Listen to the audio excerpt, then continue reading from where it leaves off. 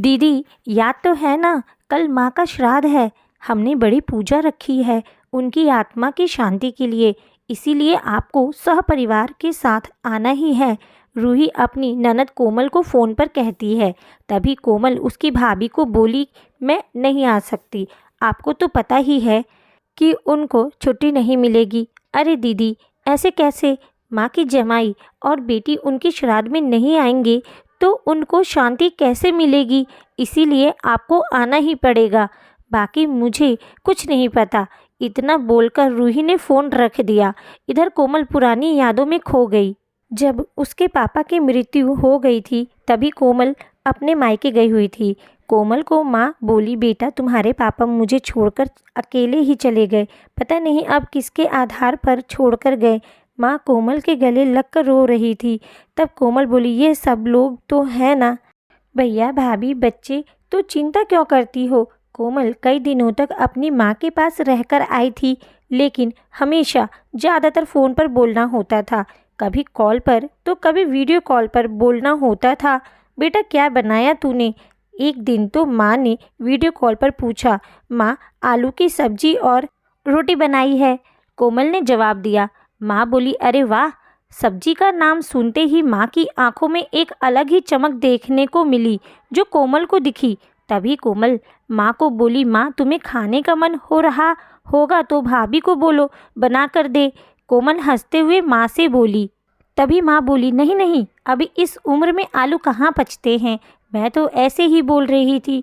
जब तुम्हारे पापा हुआ करते थे तब बहुत बार बनाती थी। भाभी का तो नाम लेते ही जैसे माँ की आंखों की चमक गायब सी हो गई। माँ ने कॉल रख दिया। अरे माँ को क्या हो गया, ऐसे क्यों बोल रही थी? वहाँ सब ठीक तो होगा ना?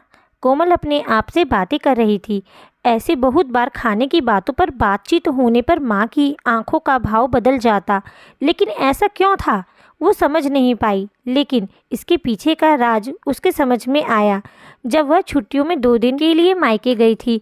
एक दिन कोमल माँ के कमरे में माँ के साथ गपशप कर रही थी। तभी दीदी खाना खाने चलो। रूही माँ के कमरे में आकर कोमल को बोली, चलो माँ तुम भी खाना खा लो। कोमल उठते उठते हुए बोली, अरे दीदी नहीं नहीं, माँ को क्यों तकलीफ़ देना, वो यहीं पर खाना खा लेंगी, आप चलो। रूही बोली, लेकिन भाभी, लेकिन वेकिन कुछ नहीं दीदी, आप चलो, माँ के घुटनों में दर्द होता है इसीलिए माँ कमरे में ही खाना खाती हैं। रूही स्पष्ट रूप से बोलती है। तो फिर भाभी मेरा भी खाना यहीं पर लाओ, हम दोनों साथ में खाना खाएंगे, ऐसे कोमल अपनी भाभी को कहती हैं।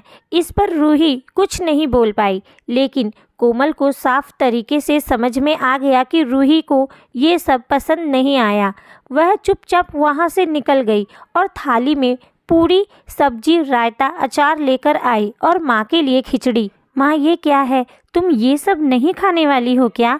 कोमल माँ को बोली। उतने में रूही बोली, अरे दीदी, माँ को ये सब हजम होता ही नहीं, इसीलिए मैं उनको खिचड़ी और दाल ही देती हूँ। इतना बोलकर रूही वहाँ से निकल गई। माँ ने अपनी प्लेट उठाई पर माँ का ध्यान कोमल की प्लेट पर ही था। ये देख कोमल सुन सी पड़ गई। उसने माँ के मुंह में एक पूड़ी का निवाला डाला, लेकिन माँ ने मना कर दिया।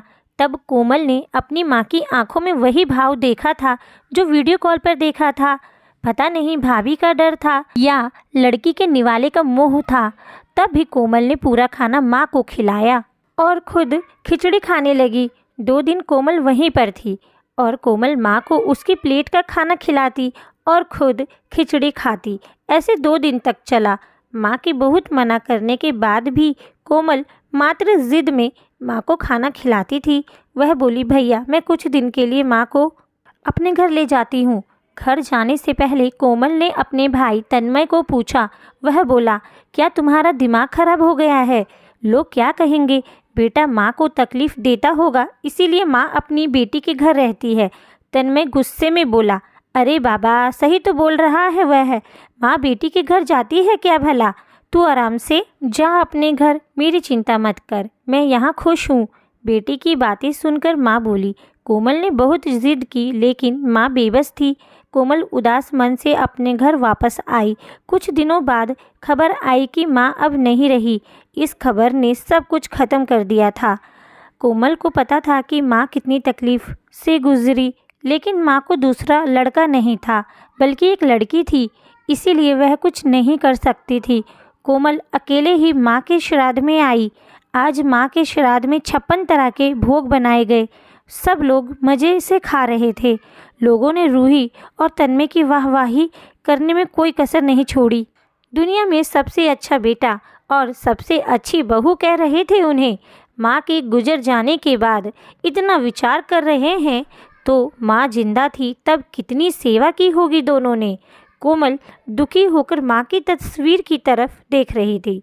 तभी दीदी चलो आप भी खाना खा लीजिए, रूही कोमल को बोली, जो माँ के रूम में माँ की तस्वीर सीने से लगाकर रो रही थी।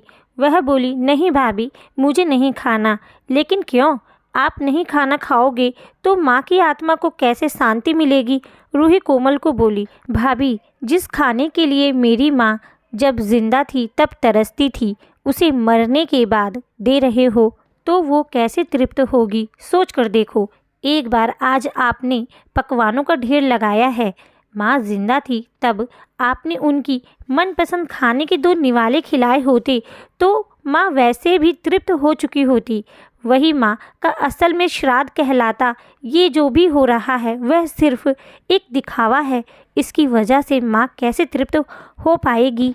और जो घर से मेरी माँ अतृप्त होकर चली गई, वह घर से मैं कैसे खाना खा सकती हूँ भला? कोमल चिढ़कर रूही से बोली। तभी वहाँ पर तन्मय भी आ गया। भगवान की लाठी में आवाज़ नहीं होती है भैया भाभी, वो जब भी किसी पर पड़ती है ना, तब जख्म बहुत गहराई तक और ना भरने वाली होती है।